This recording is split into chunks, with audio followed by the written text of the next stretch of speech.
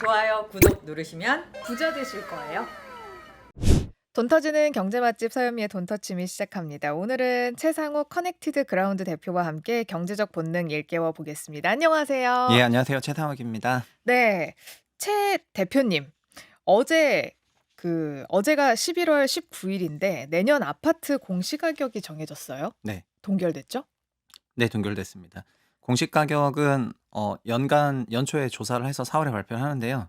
근데 그 목표치가 동결이 된 것입니다. 그래서 음. 현재 아파트 기준으로는 시세 대비 약 69%의 공시가율을 보이고 있는데 그거를 동결시킬 것을 발표를 했습니다. 사실 종전에 20년도에 공시가격에 관한 법률을 개정을 하면서 네. 장기적으로 공시가격을 시세의 90% 이상으로 맞출 목표를 갖고 있었는데 그 부분에 대해서는 추진하지 않기로 따로 발표를 하면서 음. 올해와 똑같은 공시가율을 유지하겠다는 거는 네. 내년에 아마 보유세를 계산할 때 올해 주택가격이 오른 지역은 올해 오른 만큼 내는 거고 음. 올해 안 오른 지역은 그만큼 보유세가 내린다. 이렇게 음. 생각하시면 되겠습니다. 그러면 올해 많이 오른 강남, 뭐 마용성 이런 곳들은 보니까 기사 보니까 30%까지도 낼 수 있다. 네, 그럴 수도 있는 것이요.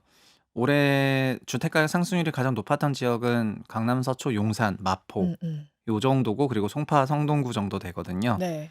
이들 지역에서는 시세가 크게 치솟은 지역이 있다 보니까 뭐 30% 정도도 올라갈 수 있고요. 음. 그런데 전반적인 지역에서는 사실상 인상이 없거나 음. 아니면은 보유세가 내려가는 지역도 많이 나올 것 같습니다. 맞아요. 지방 특히나 그럴 것 같은데. 네. 지금은 지방은 실거래 지수도 계속해서 마이너스세거나 거의 제로에 가까운 보합세가 2년 넘게 이어지고 있기 때문에 네. 보유세에 있어서는 큰 변화가 없는 상황입니다. 네. 그래서 저는 궁금한 게 매년 그렇게 현실 비용이랑 비슷하게 맞춰 간다라고 얘기했을 때는 이 보유세 관련해서 기사가 딱 나오면 "폭탄 맞았다. 집 네. 팔아서 내야 되냐." 이런 기사들 되게 많이 나왔었는데 올해는 그게 좀 몇 개 없더라고요. 이제는 거의 없어진 것이요. 네. 22 년에 여야가 합의를 했거든요. 여야가 일단 종부세에 대해서 합의를 했고요. 그리고 잘 아시겠지만 재산세는 보유세 전체적으로는 세금 상한선이라는 개념이 있어서 네. 올해 계산된 세액이 집값이 예를 들면 극단적으로 50%가 오른다 음. 하더라도 세금 상한선이라는 게 존재해서 재산세와 종합부동산세를 합친 그런 전체적인 보유세의 상한선이 1.5 배다. 음. 이런 룰이 있었는데요. 네. 종전 정부에서는 세금 상한선이 300%였어요. 네. 200에서 300%였기 때문에 재산세는 1.3배 올라갈 수 있는데 합쳐서 3배까지 올라갈 수 있기 때문에 종부세는 음. 4.7배까지 올라갈 수가 있거든요. 네. 그러면 6이 되는 거잖아요. 1.3 더하기 네. 4.7을 하면 6이 되는 건데 그럼 종부세 4.7배는 말 그대로 한 300만 원 내셨다가 갑자기 1,500 내는 거고 네. 이러면서 종부세 고지서만 보면은 2배가 아니라 막 5배씩 점프해서 오니까 음. 다들 엄청난 충격을 받으셨던 것 같고요. 네. 지금은 세상한선이 다시 150%로 음. 내려갔기 때문에 세부담이 없어졌고 종부세에 대해서도 여야가 합의했기 때문에 3주택 이상이라 하더라도 별 부담이 없고 2주택 이하는 거의 1주택자 의제여서 네. 보유세 부담이 사실상 없는 상황입니다. 네. 근데 올해 막 피크를 찍을 것 같던 주택 가격이 좀 주춤해졌어요. 네. 근데 그거는 은행 대출 규제 시작해서 그런 걸까요? 네. 저는 은행 대출 규제를 줄여서 은대규 씨라고 부르고 네. 있는데 은대규 씨가 그 8월 말에 혜성같이 등장한 이후로 네. 시장이 갑자기 동장군이 밀어닥친 상황이 됐습니다. 음. 그래서 아마도 많은 분들이 주택 가격이 수요 공급에 영향을 받는다고 생각을 하실 건데 이번만큼 명확하게 그 대출 규제라고 하는 그런 수요 요인이 음. 시장을 경색시킬 수 있는 거를 확실하게 봤었던 시기는 없다고 생각을 하거든요. 네네. 보통은 공급적인 요인에 좀 더 포커스를 두는 게 일반적이긴 했으니까요. 그런데 종합적으로는 9월 주택 매매 실거래 지수도 서울 기준으로 마이너스 0.01이 나왔는데 11월 15일에 발표된 데이터가요. 이게 처음으로 마이너스가 나온 거고 어. 그리고 10월 예정치는 마이너스 0.36% 나왔기 때문에 하락폭이 좀 더 세지는 방향에 음. 있습니다. 그래서 아마 12월까지는 현재 같은 분위기가 계속해서 이어질 것 같습니다. 뭐 네. 내년까지 조금 예상을 해 보자면은 네. 2년 동안 보여졌던 전반적인 흐름은 이런 건데요. 지금 우리 금융부처의 전반적인 생각은 우리나라 성장률이 4% 정도 되는 성장 국가이고 대출은 3%로 성장하면은 GDP 대비 가계부채가 내려가니까 음. 재정 안정성이 높아진다. 음음. 대출 증가율을 3%로 타겟하고 있고 그게 가계대출 2,000조 기준 60조 원이고 월에 5조 원이 되는 것입니다. 네. 가계대출 5조 원이 넘어가면 비상이고 5조 원 이내라면은 터치를 안 하게 되는데 음. 8월 가계대출이 9조 7천억이었기 때문에 비상 선언을 하면서 터치에 나서게 되고 그러다 보니까 금융기관에서 좀 더 자율적으로 규제를 강화하면서 완전 경색이 음. 된 거고요. 네. 근데 내년 되면 또 내년 캘린더 기준으로 3%가 열리니까 네. 아마 연초에는 상당한 가계대출 러시가 있을 거라고 생각이 되고요. 음. 또 올림픽파크 포레홈 같은 대단지 한 단지에서만 해도 주담대를 주택 관련 대출, 전세 대출 포함해서 8조 원 이상 빌릴 거로 생각이 네. 되거든요. 그러면은 한 달치 은행권 주담대를 넘어서기 때문에 은행은 음. 요즘에 많이 빌려줘도 순수 대출은 4조 원 정도거든요. 어. 그럼 두 달치 게 이미 다 부킹돼 있는 상태나 네, 네. 마찬가지여서 연초에는 대출 러시가 있을 것 같고 음. 그래서 3% 목표치가 채워지는 또 3분기, 4분기로 가면 내년 역시 위축 장세로 전환할 것 같거든요. 그때 되면 또 자체 규제를 더 많이 시작하게 될까요? 이미 규제가 있는 것과 마찬가지입니다. 네. 3% 성장이라는 그 타겟 하에서 음음. 60조 이상의 대출을 했을 때는 규제가 세게 들어올 수밖에 없기 때문에 금융권 입장에서는 상반기에 대출을 많이 해주는 것이 음.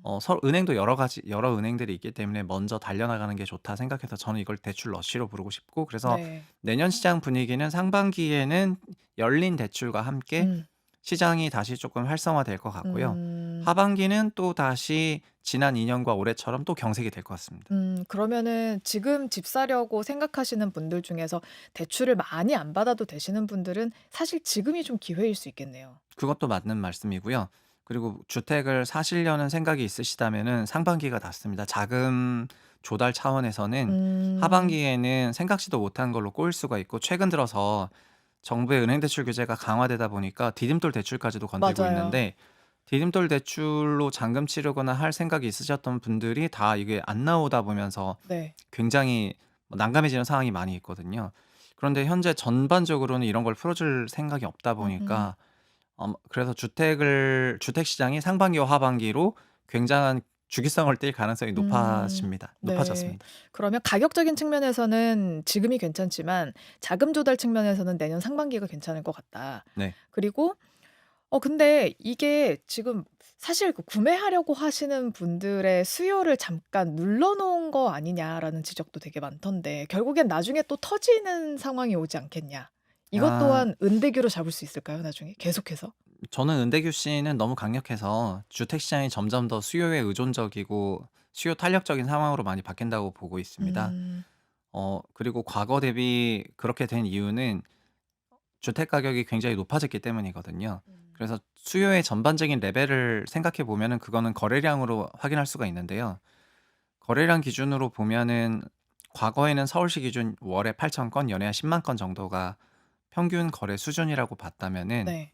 2021년 이후부터 주택 가격 치솟고 나서는 월간 기준으로 4,500에서 5천 건 정도가 평균 레벨로 내려갔습니다. 그리고 형식도 달라졌어요. 2022년 이전에는 종전주택을 팔고 새로 주택을 취득하시는 즉 갈아타는 사람들의 비중이 네. 20%대 정도밖에 안 됐었는데요. 네. 현재는 갈아타는 사람 비중이 60%가 넘어가거든요. 네. 그거는 신규로 주택 시장에 진입하는 사람들이 없어졌다는 거고 이 사람들이 다 이탈됐다는 거기 때문에 수요의 전체적인 볼륨 자체는 많이 내려가게 된 것이죠. 그리고 거꾸로 그런 이유는 주택가격이 너무 높아졌기 때문이고요. 네. 주택가격이 높아진 상황에서 대출의 영향력은 더 커지게 된 것이고요. 과거에는 은대규가 이렇게 세게 작동하지 않았지만 지금은 약해진 수요 속에서 대출까지 묶어버리면 완전 수요가 녹아버리는 것입니다. 네. 그래서 7월에는 주택 실거래가 서울시 기준으로 거의 1만 건에 육박하는데 9월에는 3천 건밖에 안 되니까 3분의 1 토막이 난 거고요. 이런 것이 매우 당연스러워졌습니다. 그래서 수요가 눌려져 있다라는 표현보다는요. 이미 수요 규모 자체는 거의 40% 정도 날아가서 한 3분의 2만 남아 있는 상황인데 대출의 의존도가 너무 커져서 은행 대출에 앞으로 굉장히 좌지우지되는 그런 시장이 될 것 같습니다. 지금도 그렇고요. 그러면은 그 갈아타기 수요들은 이미 집이 있는 사람들이 그러는 경우지만 네. 신규로 들어오려는 사람들이 사실 디딤돌을 많이 쓰잖아요. 네. 좀 저가 주택을 사려고 하시는 분들. 근데 이분들의 수요도 그럼 어쩔 수 없이 누리거나 그분들 사라질 수밖에 수요가 없나요? 거의 사라졌다는 말씀이죠. 그러니까 어. 과거에는 집 살 때 투자 목적으로 사는 사람이 40이고 자가로 60이고 음. 그다음에 갈아타는 게 20이고 신규가 40이고 4, 2, 4 정도 됐었는데 네. 지금은 2, 6, 2 약간 이렇게 되어 있기 때문에 어. 갈아타는 사람이 너무나 높은 비중으로 갈아탄다고 말씀을 드리겠고요. 그래서 네. 집 없으면 집을 사지 못하는 그런 시기가 돼 버렸습니다. 집 없으면 집을 못 사는. 네. 와. 그리고 최근에 정부가 여러 가지 이제 대책들을 내놨어요. 그중에 아마 가장 관심 있게 보셨던 게 그린벨트 푼다는 얘기일 아 거고. 네. 그리고 또 무슨 특구 같은 것들을 만든다고 했던 것 같아요. 예. 도심 융합 특구 이런 것들 만든다고 한 건데 일단 그린벨트 풀면 공급이 풀리잖아요. 예, 그럼 그렇습니다. 이건 어느 정도로 좀 활기를 주게 될까요? 이미 수도권에는 그린벨트 해제를 통해서 50만 호 이상의 공급 계획이 있는 상황이고요. 네. 이게 3기 신도시로 알려져 있고 이번에도 뭐 서리풀 지구를 포함해 가지고 그린벨트를 해제해서 수도권에 5만 가구 이상을 주택 공급하기로 했고 네. 25년에도 3만 가구 이상 공급하기로 했기 때문에 신도시 그린벨트 해제를 통한 신규 주택 지구 건설과 주택 공급 계획에 대해서는 그냥 계속해서 적체가 되고 있는 그런 상황입니다. 네. 그리고 주택 공급은 상당한 시차를 두고 시장에 이제 유입이 되기 때문에 당장의 주택 수요에 매칭이 돼서 공급이 되지 못하는 한계로 인해서 주택 부동산 시장은 근본적으로 주기성을 띠고 있거든요. 네. 그래서 과거에 주택가격이 높았을 때 개발했던 그런 프로젝트들이 현재도 진행이 될 거고 그래서 단기적으로는 주택가격에 미칠 영향이 사실상 거의 제로에 가깝습니다. 음. 다만 중장기적으로 봤을 때 신규 주택 건설은 계속해야 되기 때문에 공급을 하는 게 맞고 그린벨트는 그래서 그런 차원으로 보는 게 맞고요. 오히려 좀 더 회자가 되지는 못했지만은 융합 특구를 건설을 한다는 그런 계획들이 있었어요. 그러니까 네네. 판교형 융합 특구 건설 계획인데요. 그거는 요즘 전 세계 도시개발 트렌드에 정확히 부합되는 정책입니다. 어떤 정책이에요? 요즘의 전반적인 도시계획 트렌드는 도시 안에 소도시를 건설하겠다는 컨셉이 일반적입니다. 그래서 우리 서울시도 많은 사람들이 서울에 3핵이 있다고 알고 계실 텐데 네. 그 3핵의 등장이 2040 서울 도시계획에서 맨 처음 2010년대 초에 등장을 했고 그래서 종전에는 1핵이었는데 광화문권이었는데 여의도와 강남권이라는 그 3핵을 토대로 거기가 업무 밀집 지역이고 뒤에는 배후 지역이고 상업 지역이고 이렇게 용도에 맞는 도시를 설계하는 게 도시 레벨로 이어지다 보니까 너무 네. 거대해서 네. 이동에 굉장히 많은 시간이 걸리거든요. 그래서 이것을 굉장히 압축해 가지고 조그만 지역에 업무부터 시작해서 학교, 일자리, 주거 지역을 다 몰아서 짓는 게 네. 도시 속 소도시가 되는 거고요. 음. 이런 방식을 통해 가지고 이동에 걸리는 시간을 단축시키는 형태로 가고 있거든요. 그런데 네. 그거에 가장 필요한 게 일자리였는데 음. 이번에 판교형 융합특구를 각 지방 광역 도시 5개에 다 짓기로 했잖아요. 네. 면적도 상당히 되고 그리고 종전 시설이랑 연계도 되는 방향으로 짓고 게다가 이거는 그린벨트 신도시도 아니어서 빠르거든요. 네. 그래서 요런 방식으로 건설이 되면은 해당 지역에 조금 활기를 띠면서 좀 개선이 되지 않을까 이런 생각이 있습니다. 그래서 네. 이런 거가 어떻게 보면은 그 해당 도시 전체를 다 살리는 정책이기도 하다 보니까 네. 다른 주택 건설 정책보다 훨씬 더 파급력이 큰 건데 음. 다만 숫자가 좀 주택 건설은 아니다 보니깐요. 네. 뭐 신도시 5만 호 이런 게 음. 아니어서 회자가 좀 덜 되는 경향이 있는 것 같지만은 좋은 정책 방향으로 가는 것 같습니다. 근데 저는 이렇게 해서 도심 융합 특구 그것도 지역에다가 광역시급에 짓는다고 했는데 가장 중요한 게 사실 일자리 가는 거잖아요. 예. 근데 일자리도 다들 가고 싶은 곳이 생겨야 되는데 그런 곳들이 다시 지역에 문을 열 것인가. 네. 여기에 좀 달려 있지 않을까요, 성패가? 맞는 말씀이고요. 그런데 사실은 서울시도 예전에는 영등포나 이런 지역에는 자동차 공업이 있었고요. 네. 그리고 서울도 공업 도시였는데 사람들이 밀려들면서 이런 공업 시설, 제조 시설들이 전부 외곽으로 나가게 되었고요. 네, 네. 그리고 자연스럽게 소비 도시화 됐습니다. 음. 전 세계적으로 뉴욕도 마찬가지인데 뉴욕도 한참 사람들 많이 가다가 다 이제 그냥 외부로 나가 살다 보니까 도심 공실이 너무 심해져 가지고 네. 너무나 집값이 싸져서 그냥 예술가들이 들어가 가지고 그냥 미술하면서 이렇게 하다가 다시 사람들 들어오는 그런 과정에서 재생이 된 거거든요. 음. 우리가 지방 도시들 바라볼 때 막 일자리를 얘기하면은 굉장히 중우장대한 제조업, 울산처럼 네. 그런 게 있어야 된다고 생각하는데요. 사실은 그냥 사람만 많이 모여 살면은 일자리는 음음. 알아서 생기는 거고 네. 이게 소비도시 메커니즘인데 서울이 그랬고요. 음. 그래서 그냥 구심력을 만들어 주고 그런 공간이 있으면은 일자리는 저절로 채워지게 되어 있습니다. 정말 마법같이. 그래서 지방 도시를 살리는 방법은 막 제조업 일자리, 중우장대한 그런 산업들을 육성시키는 거가 아니고요. 그냥 좀 좁은 공간에 몰려 살게 하면 일자리는 자연스럽게 창출되는데 어쨌든 음. 그 방향으로 가는 정책인 것 같습니다. 어쨌든 우리나라에서는 이 두 가지 정책들을 다 쓰고 있는데 음. 제가 드리고 싶은 얘기는 신도시는 당장의 주택 시장에 큰 영향을 못 미친다는 부분이고요. 음. 그리고 당장의 도시나 주택 가격이나 이런 거에 영향을 미치는 건 오히려 이런 도시 설계 부분이 좀 더 가깝다. 음. 이렇게 말씀드리겠습니다. 네.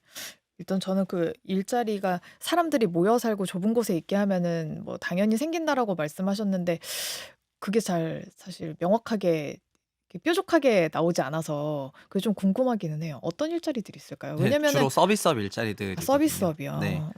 그래서 그 서울과 같은 그런 소비 도시는 서비스업의 도시라고 하고 음.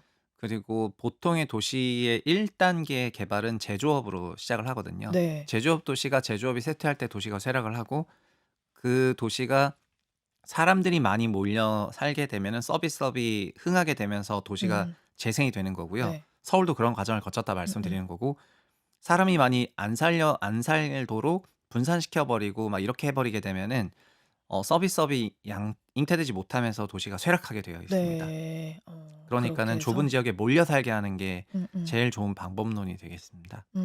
그러면은 이 지역에서는 좀 구도심을 개발하거나 이런 게 생길까요? 아니면 새로운 특구를 정해서 뭐 상업단지 이런 데만 손보는 지금 이번 거예요? 특구는 그래서 구도심을 새로 개발하겠다고 하는 거니까 그게 저한테는 좀 좋아 보였고요. 어. 종전의 도시 계획들은 항상 신도시로 간다는 거에서 원도심을 다 버리겠다는 생각이었기 때문에 네.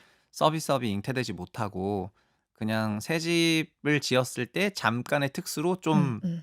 활성화되었다가 도시 계획이 다 끝나고 나면은 다시 또 쇠퇴하는 이런 과정이 반복이 되었던 것 음. 같거든요. 전반적으로 소멸하는 지방 도시들은 항상 원도심을 버렸던 것 같고요. 음. 넓어지다 보니까 이제 쇠퇴하게 된 것입니다. 네. 맞아요. 그 지역의 되게 고질적인 문제였던 것 같아요. 원도심과 신도심이 따로 생기고 그곳으로 네. 사람들이 계속 이동하다 보니까 공동화 현상이 생기고 이랬던 것들. 네 맞습니다. 거의 모든 도시가 다 이렇습니다. 맞아요. 예. 그리고 저 이거 그린벨트 얘기 조금만 더 하면은 그린벨트 같은 경우에도 사실 그 신도시와 구도심의 문제가 좀 있는 것 같은데 네.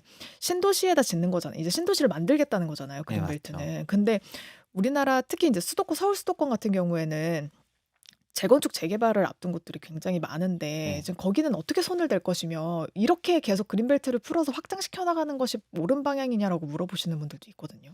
저 개인적으로는 현 정부가 추진하고 있는 정비사업 계획은 지금은 계산상으로는 진행 자체가 불가능한데요. 음. 왜냐하면은 86 년부터 90 년까지 우리나라에 건설된 아파트 수만 80만 채고요. 네. 91 년부터 95 년까지 준공된 아파트가 180만 채나 됩니다. 음.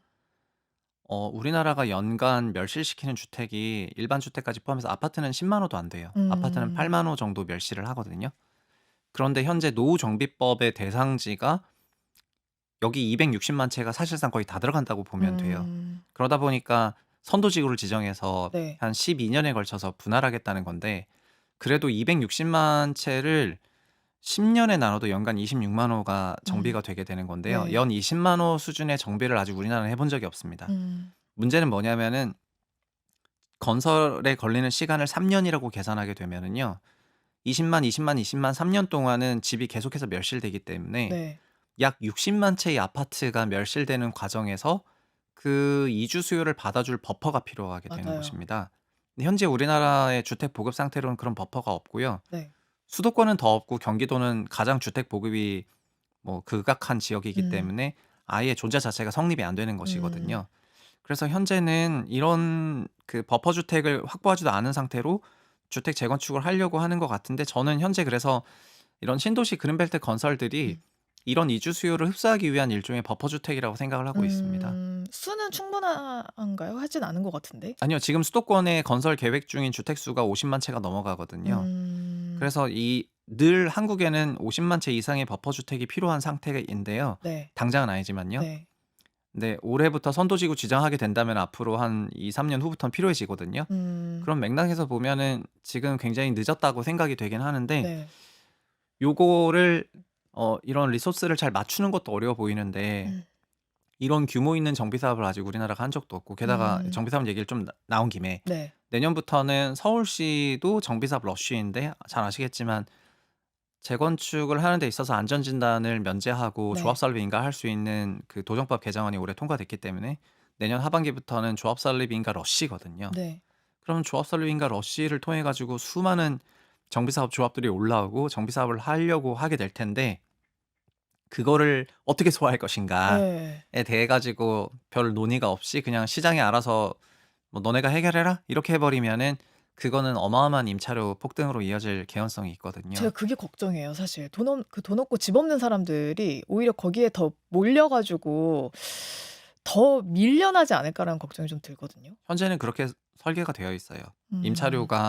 임차료를 받아줄 버퍼 주택이 없는 상태에서 노후계획도시법이 통과가 됐습니다. 저 개인적으로는 노후법이 그냥 여기도 목동이고 목동도 재건축을 해야 되는 그런 상황이고 네. 그런 부분들을 인정을 하지만은 90년대 초반 건설된 주택까지 지금 무리해서 재건축하기보다는 음. 리모델링과 재건축을 섞어서 적절하게 그 부담을 좀 이분하게 익히는 음. 그런 과정이 필요한데 네. 지금은 그게 아니라 이제 센 직화에 한 방에 다 굽겠다 약간 이런 방식으로 네. 재건축 시장을 바라보고 있다 보니까 상당한 주거 관련해서 이제 문제가 발생할 가능성이 높아졌죠. 근데 그렇게 되면 지금 뭐 리모델링과 재건축을 섞어서 이분하게 가야 된다고 네. 말씀하셨지만 사실 그렇게 되려면 누군가는 사실 약간 단념을 해야 되고 누군가는 희생을 해야 되고 누군가는 오케이 오르는 거에 대해서 뭐 분담금도 시원하게 네. 내겠다라고 하든지 뭐 이런 모든 것들이 좀 정리가 돼야 될 것 같은데 그게 그 원래는 시장이 알아서 자율적으로 선택하도록 하면 되는 거고 네. 원래는 노후법 이전에는 리모델링에 대한 그런 움직임도 있었거든요. 네. 많은 지역에서 리모델링을 갖고 있는 장점이 있었기 때문에 하려고 했었는데 재건축 너무 힘드니까. 네. 그리고 네 재건축은 도정법상에서 용적률 300% 까지밖에 못 가는데 네. 일기 신도시는 200% 이기 때문에 그래서 리모델링이 좀 더 유리한 경우가 있거든요. 음. 리모델링은 면적 따라서 1.3배, 1.4배를 가니까 300% 용적률을 돌파하는 기준이 있습니다. 그래서 리모델링 한참 추진하다가 재건축을 이번에 노후계획도시법으로 음. 450%까지 줘 버리겠다라고 했기 때문에 네. 리모델링을 갈 이유가 1도 없어졌고요. 맞아요. 그러면은 레벨링이 안 되는 거죠. 네. 리모도 하고 재건축도 하고 이러면서 테트리스 조각 맞춰야 되는 건데 그냥 테트리스에서 계속 긴 일자만 계속 나온다면은 뭐 그런 상황이라고 봐야지 될 것 같고요. 네. 그럼 다 재건축하고 싶어 하지라는 그런 그렇죠. 생각이기 때문에 뭐 아까 말씀드렸던 것처럼 이주라든가 철거라든가 이런 것들이 동시다발적으로 진행될 개연성이 높고 이거는 아직은 벌어지지 않은 일인데 네. 이런 방향으로 가고 있으니까 사람들은 이런 거를 어느 정도 생각할 수밖에 없거든요. 그런 것들이 이제 주택을 사야지 주거 안정이 된다는 그런 생각과 함께 시장에 내년 하반기부터는 조금 나타날 수도 있어서 이런 게 저는 개인적으로 우려 요인으로 보고 있습니다. 내년 하반기 때 또 한 번 폭등할 수도 있다라고 예상하시는 거예요? 폭등은 아니고요. 그러니까 결국은 정황이 그 수요를 만나야 되는데 음. 구매력을 만나야 되는데요. 하반기에는 구매력을 꺾어 버리기 때문에 아. 그러니까 정황은 그런 정황이지만은 뭐 내년 하반기는 아니겠지만 내년 하반기만 있는 건 아니고 내후년도 보고 긴 시계로 봤을 때 이런 부분은 뭐 분명히 상당한 위험 요소라고 생각을 합니다. 네.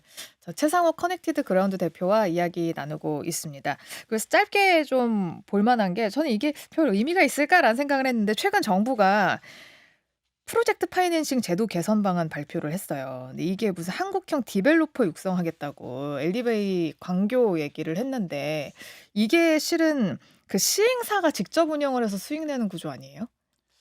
저는 이제 이번에 그렇죠. 근데 저는 그런 생각을 드는데요.